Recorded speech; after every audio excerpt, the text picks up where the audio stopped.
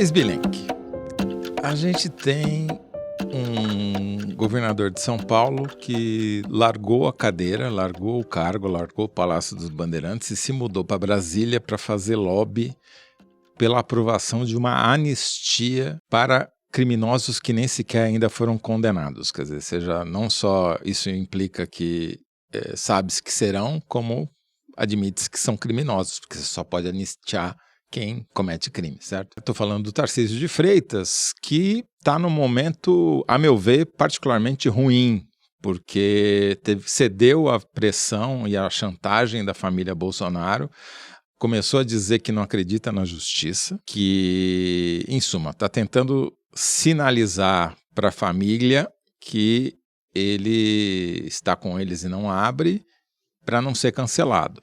Sem contar os outros problemas que ele tem aqui em São Paulo, mas vamos deixar isso mais para adiante.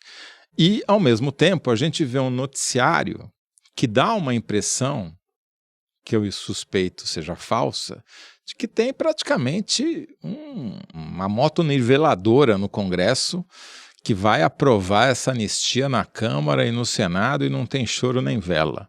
O que você me diz de tudo isso? Bom, eu diria o seguinte, né? Enquanto todo esse julgamento começou no Supremo, no Congresso começaram a pipocar as seguintes notícias. Primeiro, o Senado aprova uma mudança que afrouxa a lei da ficha limpa e permite que alguns políticos condenados, em vez de ficar 8 anos sem poder disputar a eleição, possam ficar até 4, porque conta a partir da condenação e não do cumprimento da pena. Beneficia vários políticos. Isso tudo feito no momento em que estava todo mundo olhando para o Supremo Tribunal Federal. Depois, o Centrão apresenta uma proposta permitindo que o Congresso faça impeachment de diretores e presidente do Banco Central. Na iminência do Banco Central reprovar o que aconteceria logo depois, na quarta-feira, a compra do Banco Master pelo BRB, o Banco de Brasília. Um recado bastante claro. Depois, União Brasil e progressistas, a Federação UP, anuncia o desembarque do governo. Talvez pela quarta, quinta, sexta vez que isso acontece, não sei, perdi a conta. O que eu mais gostei foi eu dar o prazo de 1 mês para os ministros deixarem o cargo. Não, sai, mas ninguém está com pressa. Porque tem muita emenda para empenhar ainda, então eles precisam de um tempo para organizar. Mas aí o Celso Sabino, que é o ministro do Turismo do União Brasil, e o Davi Alcolumbre, do União Brasil, presidente do Senado, almoçam com o Lula em seguida e fica aquele impasse que já é uma história bastante conhecida. E aí, acho que o grande movimento, né, do Congresso essa semana foi a anistia, que volta com tudo. Então, primeiro o Tarcísio, antes de ir para Brasília, faz uma reunião com o Marcos Pereira, que é presidente do Republicanos e deputado federal em São Paulo, anunciam aos 4 ventos que falaram de anistia, sem ninguém perguntar, porque nem sabia se que eles estavam reunidos até que eles divulgassem. E depois ele viaja para Brasília, começa a fazer reuniões. O Hugo Mota, presidente da Câmara, chama uma reunião dos líderes na residência oficial na terça-feira. O Lindbergh, que é o líder do Partido dos Trabalhadores, sai de lá exasperado, chama os jornalistas e fala: olha, tá acontecendo uma mudança aqui, teve uma mudança de tom. Até outro dia, se me perguntassem, eu diria que não ia votar a anistia, e agora me parece que tem um desejo de pautar mesmo. E aí ele relata que Partido Progressista, União Brasil, Republicanos e o PL já estavam cobrando que pautasse a anistia. O Valdemar da Costa Neto, presidente do PL, diz que o PSD também, mas na reunião de líderes e mesmo no dia a dia ali, o líder do PSD não confirma, mas o Kassab já deixou em aberto em outras ocasiões, então fica essa sombra sobre o PSD.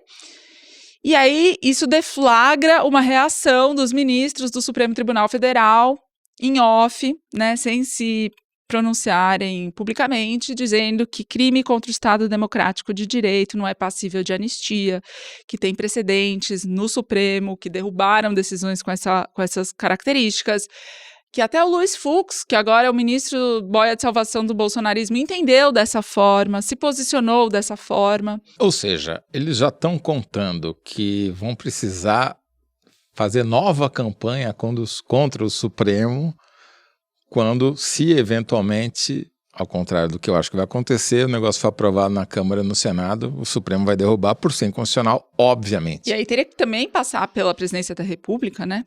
Ele tem um longo capítulo pela frente. O Davi Alcolumbre também se pronuncia, volta a dizer o que disse lá atrás, março, abril, que ele é contrário a uma anistia ampla, geral e restrita, que ele é favorável à absorção do crime de tentativa de golpe por abolição das instituições e mais nada, ou seja, uma modulação de pena, uma coisa mais pontual, tenta matar o movimento, ou pelo menos no gesto, né, antes de chegar no Senado, né, antes da coisa chegar mais perto dele.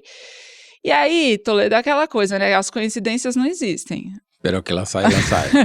Em março, na virada de março para abril, a movimentação pela anistia estava esquentando, né? De novo, estava dando essa impressão de que podia ser votada e tal. O Bolsonaro, ele próprio estava articulando, ele estava solto, então ele tinha se reunido com o Kassab, né? Com quem ele estava já bastante afastado até então, acionou republicanos, o Marcos Pereira, que acionaria Tarcísio e Hugo Mota, enfim, estava articulando várias bancadas, declarando que teriam maioria, né? O problema era a cúpula, era o desgaste político da presidência da Câmara. E aí, nesse enredo, a Polícia Federal faz buscas em Patos, no sertão da Paraíba, a cidade que é administrada pelo pai do Hugo Mota, Nabor Vanderlei, investigando fraudes em contratos do orçamento secreto do município. Aí a coisa esfriou, parou-se de falar nisso, tarará, motim, tarará, negociações para a retomada da cadeira. Bolsonaro em prisão domiciliar, volta, esse roteiro todo se repete, os mesmos personagens são acionados, agora com o Tarcísio publicamente se posicionando, cresce, todo mundo agora vai votar, está na iminência, a Polícia Federal deflagra uma operação para investigar desvios de emendas durante a pandemia, fazendo apreensão e buscas, inclusive no apartamento funcional de um deputado chamado Ricardo Aires, do Republicanos, de Tocantins, que é um aliado de Mota citado na CPMI do INSS semana passada, uma figura que estava no noticiário por outros motivos. Não estou querendo dizer nada, coincidências não existem, mas o enredo se repetiu, da mesma forma. E aí, eu acho que chega nesse ponto que é o Tarcísio, né? Que a grande novidade é a participação dele, emprestando o prestígio dele para articular uma pauta que vai desagradar uma parte do eleitorado dele e vai desagradar também, já desagrada, ministros do Supremo, uma parte da política, de quem ele dependeria para seguir na sua empreitada presidencial. Isso me deixou intrigada, eu fui atrás de tentar entender qual que era o racional por trás dessa atitude dele, conversei com interlocutores e o que me dizem é assim, não é que o Bolsonaro franqueou apoio a ele em 2026 em troca de uma articulação pela anistia. O próprio Paulo Figueiredo diz que isso é muito improvável de acontecer, enfim, ele tem toda uma lógica lá. Mas também que não é que também não é um movimento do Tarcísio à revelia do Bolsonaro, ou sem combinar com o Bolsonaro, porque isso não acontece. A movimentação do Tarcísio é porque ele precisa manter essa posição de liderança do bolsonarismo. Essa pauta da anistia é incontornável para esse setor nesse momento, aliás, não tem outra. O objetivo, para mim, se fosse de fato alcançar uma anistia, o método teria que ter sido outro, né? Teria que ter se mantido muito mais discrição. Eles alardearam desde o começo da semana, ainda no Palácio dos Bandeirantes, e isso não ajuda em nada uma construção de uma pauta difícil como essa. Então, para mim, fica claro que o objetivo provavelmente seria outro, e no momento em que os Estados Unidos parecem ter parado de falar sobre o Brasil, porque estão vendo o julgamento, esperando o julgamento, com o canhão voltado para o Brasil, o Supremo não vai negociar... Espero uma imagem poética, né? Abstrata, né? Certo. Nada literal. Num momento como esse, o Supremo nunca negociaria com o Tarcísio uma solução mediada para a situação do Bolsonaro, porque qualquer acordo pareceria submissão, né? Então isso não vai acontecer. E aí resta ao Tarcísio fazer esse alarde para acalmar as feras, vamos chamar assim, tirar os argumentos do Eduardo Bolsonaro para desacreditar o Tarcísio. Eu fiz a minha tradicional enquete das quintas-feiras em Brasília, e o resumo é o seguinte, do que eu ouvi principalmente de dentro do governo. O Hugo Mota não existe como presidente da Câmara, não tem força alguma, e se for forçado vai colocar em votação essa anistia. Essa linha de defesa não existe, que o Hugo Monta não existe. Mas que o Davi Alcolumbre no Senado vai barrar. Não vai colocar, nem sequer colocar em votação. Por 2 motivos. Primeiro, pelos motivos que a gente vive falando aqui, né? Que ele sempre tem algo a ganhar quando negocia com o governo federal. E segundo, e que agora tem ainda mais uma oportunidade, né? De ganhos, estou falando, claro, de ganhos políticos, né? Ninguém ensinaria nada diferente. E segundo, porque ele está tão identificado com o Lula, né? Almoça e janta com o Lula, vira e mexe, que se por acaso o Lula perdesse a eleição e voltasse um bolsonarista, que seja o Tarcísio, que seja sei lá quem, ele certamente perderia poder. Então ele tem interesse pessoal, né, de não deixar esse negócio prosperar. E caso prospere, caso seja aprovado, que eu acho improvável, como você já disse, né, no Supremo vai ser derrubado e aí você vai ter uma crise institucional, porque você vai ter um conflito direto entre o judiciário e o legislativo. Mas eu não acho que vai chegar nesse ponto. Sobre o Tarcísio, ele está com um fiscal de rendas do estado de São Paulo com patrimônio bilionário, numa investigação que o governo de São Paulo comeu bola, deixou esse cara atuar durante muito tempo. As conexões dele ainda estão para ser investigadas. Ela tem uma das suas principais financiadoras, pessoas físicas de campanha, doou R$500 mil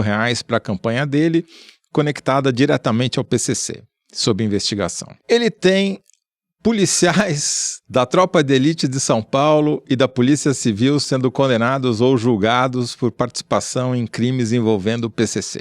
E ele tem uma situação precaríssima junto ao bolsonarismo, porque ele pode até ter se curvado à família Bolsonaro hoje, fazendo o que ela queria, mas não tem nenhuma garantia de que ele não será cancelado pela mesma família Bolsonaro daqui até a eleição. Ele pode ser cancelado em setembro de 2026, se ele não seguir a cartilha, se ele fizer qualquer coisa que vá... Daí que aliados dele defendem, como a gente falou semana passada, que a melhor estratégia é ele fazer campanha à reeleição, mesmo que não seja para se reeleger, que a estratégia dele deveria ser essa, né? Eu vejo ele perdido que nem uma barata tonta. Eu acho que ele avançou demais e agora para recuar não tem mais como. E todo esse carnaval que está sendo feito no Congresso sobre anistia, essa tentativa de fazer parecer que já está tudo aprovado, que tudo vai acabar em pizza, é, na verdade, um jogo de cena para para tentar evitar que fique claro o momento de fragilidade que a candidatura do Tarcísio vive hoje, que é o ponto que galvaniza as forças da direita em torno de uma opção de poder única. Porque no momento que ficar claro que a candidatura do Tarcísio é muito mais fraca do que eles tentam fazer parecer, aí você vai ter uma multiplicação de outros candidatos ganhando força e toda essa ideia de fazer uma candidatura unificada vai por água abaixo. Eu não consigo ver isso, não vejo essa fragilidade na campanha dele, eu vejo alguns riscos e obstáculos no caminho. Eu acho que até outubro de 2026 ele teria bastante tempo para recuperar os desgastes dessa pauta agora. Confiar na família Bolsonaro não é indicado pelos precedentes, então nesse ponto eu acho que você está coberto de razão. E se desincompatibilizar do cargo em abril para ficar a pé até outubro, é um grande risco que ele tomaria se o fizer de fato. Para ele, é um fato que ele avançou, né? Ele já deu vários passos nas últimas semanas, que é muito difícil ele recuar agora, e as condições que me foram relatadas que seriam as ideais para ele sair candidato a presidente da República são 3. A primeira é um apoio explícito e incondicional do Bolsonaro, a segunda, incondicional é exagero, né? O segundo são os 5 partidos junto com ele, então União Brasil, Partido Progressista, Republicanos, o PL e o PSD do Kassab. E o terceiro é que ele tenha liberdade para fazer a campanha nos seus termos, sem a pauta da extrema-direita e do Eduardo na cola dele. O terceiro item não existe, o primeiro é uma quimera.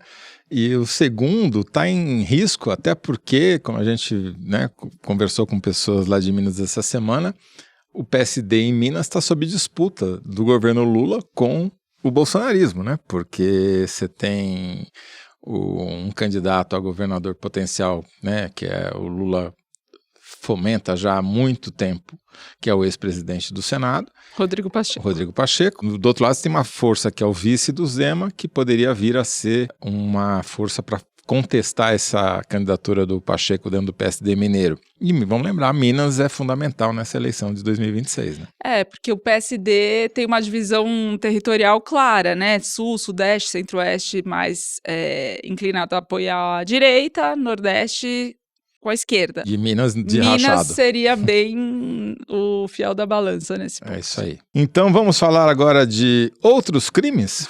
Vamos lá.